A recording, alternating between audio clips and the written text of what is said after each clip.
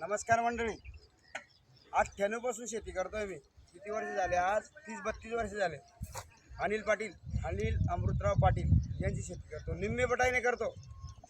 आज 32 वर्ष झाले. तुम्ही हिशोब करा. 98 पासून भावांची 2-4 वर्षाचं जमत नाही, बायकोची जमत नाही, पण 30 वर्षापासून पाटलाची शेती करतोय मी.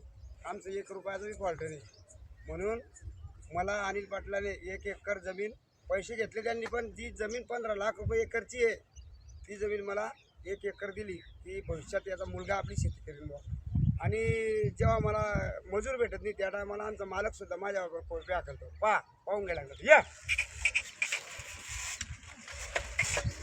बरं.